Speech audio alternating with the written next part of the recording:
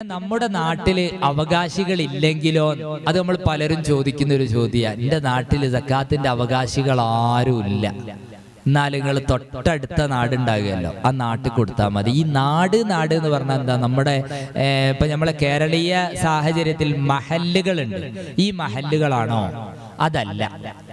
ഈ മഹല്ല് എന്ന് പറയുമ്പോൾ ഇവിടെയാണ് മക്കാം മഹല്ല്, പിന്നെ പൈമ്പാൽശ്ശേരി മഹല്ല്, കുറച്ചിങ്ങോട്ട് പോയ രാംബോയിൽ മഹല്ല്, ഈ ഭാഗത്ത് പോയ മുട്ടാഞ്ചേരി മഹല്ല് എന്നിങ്ങനെ തുടങ്ങുന്ന കുറെ മഹല്ലുകൾ ഉണ്ടാകും. ഇതൊന്നും നമ്മുടെ നാട് എന്നതിൽ ഈ മഹല്ലല്ല എന്ന് മഹാന്മാർ രേഖപ്പെടുത്തുന്നുണ്ട്. നമ്മൾ യാത്ര പോകുന്ന സമയത്ത് ഇപ്പം മടവൂർ എന്നൊരാൾ യാത്ര പോവുകയാണ്, മൂപ്പർക്ക് ജമ്മും കസറും ഒക്കെ ആക്കാനുള്ള ഒരു പരിധി, നമ്മളിങ്ങനെ കോഴിക്കോട് ഭാഗത്ത് പോവുകയാണ്, ആരാമ്പ്രം പാലം അങ്ങോട്ട് വിട്ട് കഴിഞ്ഞ് പടനിലെത്തിയ എന്തായി? അത് മറ്റൊരു നാടായി. പിന്നെ പടനിലത്തെ പള്ളിയിൽ നിന്ന് വേണമെങ്കിൽ ലുഹറും അസറും ഒക്കെ ജമ്മാക്കിയൊക്കെ നിസ്കരിച്ച് അങ്ങ് പോവാം. നേരെ മറിച്ച് മടവൂരിന് തന്നെ അത് പറ്റുമോ? പറ്റൂല.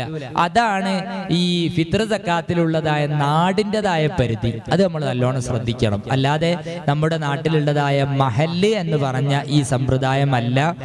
പിന്നെ ചിലയിടത്തെ മഹല്ല് വലിയ മഹല്ലാണെങ്കിൽ അത് പെടുകയും ചെയ്യും. ചില നാട്ടിലുണ്ടാവും വലിയ മഹല്ലായിരിക്കും, അങ്ങനെയാണെങ്കിൽ അത് പെടുകയും ചെയ്യും. അപ്പൊ നമ്മൾ പ്രത്യേകം ശ്രദ്ധിക്കേണ്ട കാര്യമാണ്.